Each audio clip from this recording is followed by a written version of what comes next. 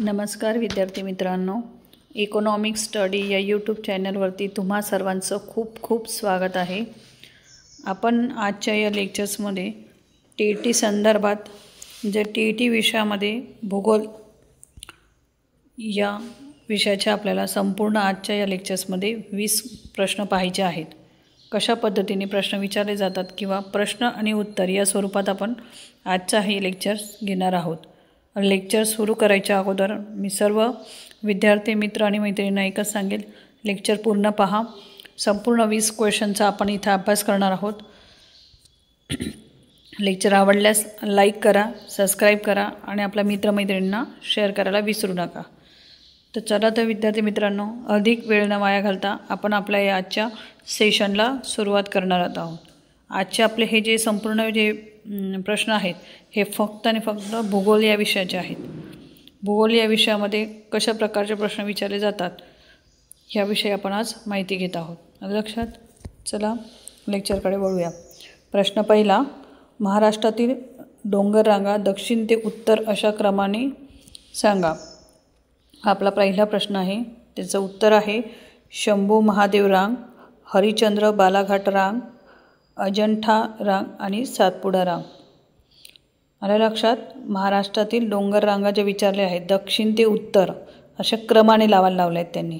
तर पहिलं काय आहे, शंभू महादेव रांग, दुसरं हरिश्चंद्र बालाघाट रांग, नंतर अजंठा रांग आणि शेवटचं आहे ते सातपुडा रांग। आलं लक्षात? पुढचा प्रश्न घेऊया आपण। प्रश्न दुसरा, महाराष्ट्रातील कोकण किनारपट्टीची लांबी डॅश किमी आहे। तर ती किती किमी आहे? उत्तर आहे 720 किमी आहे। किती आहे? 720 किमी आहे। प्रश्न पुढचा पाहूया आपण। प्रश्न तिसरा, महाराष्ट्रातील पर्वत शिखरांच्या उंचीनुसार खालीलपैकी कोणता चढता क्रम योग्य आहे? महाराष्ट्रातील पर्वत शिखरांचा कशाचा विचारला आहे? पर्वत शिखरांच्या उंचीचा विचारला आहे त्यांनी। लक्षात? आणि तेही चढता क्रम विचारला आहे। तर चढता क्रम कसा आहे पहा। उत्तर आहे त्र्यंबकेश्वर, तोरणा, हरिश्चंद्रगड आणि महाबळेश्वर। आलं लक्षात? पुन्हा उत्तर आहे का? त्र्यंबकेश्वर, तोरणा, हरिश्चंद्रगड, महाबळेश्वर। लक्षात? प्रश्न पुढचा, चौथा प्रश्न, महाराष्ट्राचा सर्वसाधारण आकार कशा प्रकारचा आहे? महाराष्ट्राचा सर्वसाधारण आकार कशा प्रकारचा आहे? तर त्याचं उत्तर काय आहे? त्रिकोणाकृती। कसं आहे? त्रिकोणाकृती। प्रश्न पुढचा पाहू, पाचवा प्रश्न। आवाज व्यवस्थित येतोय? एकदा कन्फर्म करा। पहा पाचवा प्रश्न, दक्षिण महाराष्ट्रातील खालीलपैकी अतिपूरग्रस्त जिल्हा डॅश आहे। तर दक्षिण महाराष्ट्रातील खालीलपैकी अतिपूरग्रस्त जिल्हा कोणता आहे? तर तो आहे सांगली। कोणता आहे? सांगली। प्रश्न पुढचा, 1 मे 1960 रोजी महाराष्ट्रात टिंबटिंब जिल्ह्यांचा समावेश होतो। किती जिल्ह्यांचा समावेश होता? तर 26 जिल्ह्यांचा समावेश होता। लक्षात? प्रश्न पुढचा, महाराष्ट्रातील खालीलपैकी कोणत्या जिल्ह्यांची निर्मिती 1 मे 1999 रोजी झालेली आहे? तर महाराष्ट्रातील असा कोणता जिल्हा आहे त्याची निर्मिती ही 1 मे 1999 रोजी झालेली आहे? तर त्याचं उत्तर आहे हिंगोली। हे लक्षात? काय आहे? हिंगोली। प्रश्न पुढचा पाहू आपण। आठवा प्रश्न, महाराष्ट्रातील पश्चिम घाट व पूर्व घाट हे डॅश या ठिकाणी एकत्र आलेले आहेत। आता महाराष्ट्रातील पश्चिम घाट आणि पूर्व घाट हे कुठे एकत्र आलेले आहेत? तर ते आहे निलगिरीमध्ये। कुठे? निलगिरीमध्ये।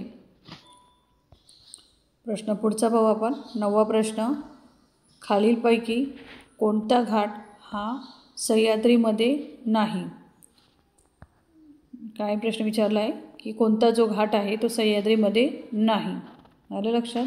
तर त्याचं उत्तर आहे हळदी घाट। कोणता घाट? हळदी घाट हा सह्याद्री पर्वतामध्ये नाही। आलं लक्षात? प्रश्न पुढचा पाहू आपण। 10वा प्रश्न, सह्याद्री पर्वत हा कोणत्या दिशेने पसरलेला आहे? सह्याद्री पर्वत हा कोणत्या दिशेने पसरलेला आहे? तर त्याचं उत्तर आहे उत्तर दक्षिण. काय आहे? उत्तर दक्षिण या दिशेला हा सह्याद्री पर्वत पसरलेला आहे. आलं लक्षात? पहा विद्यार्थी मित्रांनो, भरपूर वेळा आपल्याला वाटणारे हे सोपे प्रश्नसुद्धा आपल्याला भरपूर वेळा परीक्षेला लिहिता येत नाही, म्हणून यांचा सखोल अभ्यास करणं गरजेचं आहे. लक्षात? आपण आपले सविस्तर लेक्चरही घेतो आणि त्याचबरोबर मध्ये MCQ पॅटर्नचे लेक्चर्सही ठेवलेले आहेत. तुम्ही आपल्या यूट्यूब चॅनलला भेट द्या, तुम्हाला संपूर्ण तिथं सविस्तर लेक्चर मिळते. लक्षात? चला अधिक वेळ न वाया घालता पुढच्या प्रश्नाकडे वळूया. पुढचा प्रश्न 11वा प्रश्न. हिमालय पर्वतात खालीलपैकी कोणता खडक प्रामुख्याने आढळतो?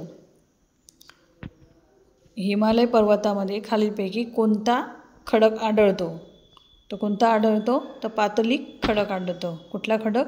पातलिक खडक हिमालय पर्वतामध्ये आढळतो. लक्षात? प्रश्न पुढचा पाहू. 12वा प्रश्न. महाराष्ट्र राज्याचा प्रमुख जलविभाजक कोणता पर्वत आहे?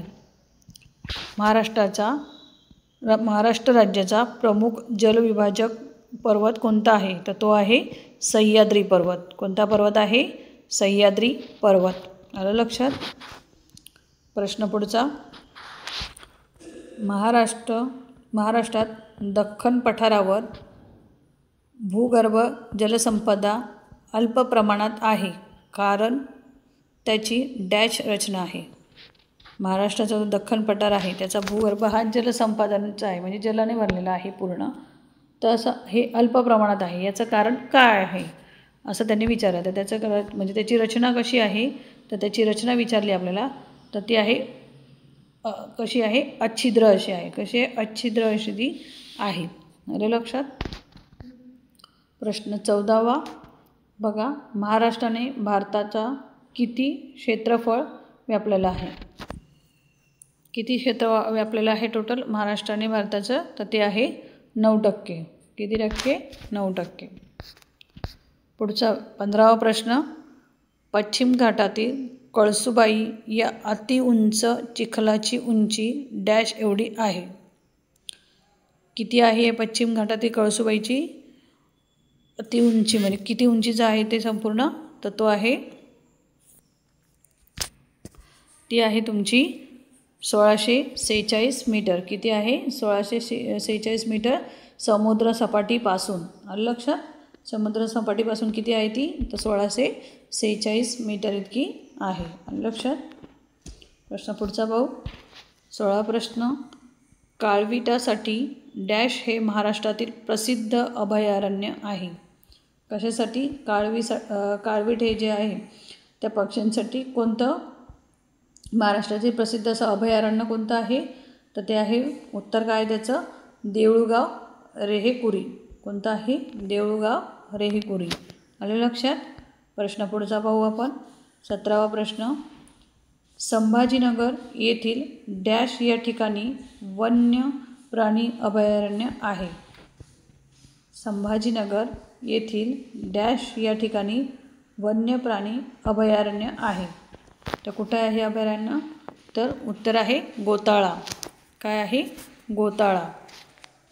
प्रश्न पुढचा पाहू. 18वा प्रश्न. महाराष्ट्रातील चांदोली राष्ट्रीय उद्यान डॅश या जिल्ह्यात आहे? महाराष्ट्रातील चांदोली राष्ट्रीय उद्यान डॅश या जिल्ह्यात आहे. कुठे चांदोली राष्ट्रीय उद्यान? तर ते आहे सांगलीमध्ये आहे. कुठे आहे? सांगलीमध्ये आहे. प्रश्न पुढचा 19वा प्रश्न पहा. महाराष्ट्रामध्ये डॅश ऑटोमॅटिक वेदर स्टेशन्स म्हणजे स्वयंचलित हवामान केंद्र. महाराष्ट्रामध्ये ऑटोमॅटिक वेदर स्टेशन्स म्हणजेच काय?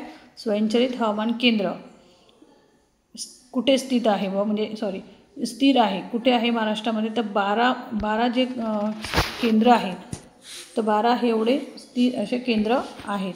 आलं लक्षात? शेवटचा प्रश्न आजच्या या आपल्या या लेक्चर्समधला हा शेवटचा प्रश्न आहे. आज आपण या सेशनमध्ये टोटल 20 प्रश्न भूगोलावरती आधारित घेतलेले आहेत. पहा काय आहे शेवटचा प्रश्न. खालीलपैकी कोणता वृक्ष उष्णकटिबंधीय सदाहरित जंगलांमध्ये आढळतो? काय विचारले प्रश्न? खालीपैकी कोणता वृक्ष उष्णकटिबंधीय सदाहरित जंगलांमध्ये आढळतो? तो आहे अंजन. कोणता आहे? अंजन. पहा विद्यार्थी मित्रांनो, आपण आजच्या या सेशनमध्ये टोटल आपण 20 प्रश्न पाहिलेले आहे. आपण रोज हे असे 20-20 प्रश्न घेणार आहोत. TETच्या परीक्षेसाठी खूप महत्त्वपूर्ण असे ठरणार आहेत. आलं लक्षात? म्हणून सर्वांनी हा लेक्चर्स पाहायचा आहे. लेक्चर्स स्किप न करता पहा, पूर्ण पहा. आवडल्यास लाईक करा, शेअर करा आणि मित्रमैत्रिणींना त्याबद्दल शेअर करा, कारण की जेवढा आपला तुमचा अभ्यास होईल तेवढा त्यांचाही होईल याकरता. लक्षात? आपले सविस्तर लेक्चरसुद्धा आपल्या या ग्रुपवर टाकलेले आहेत.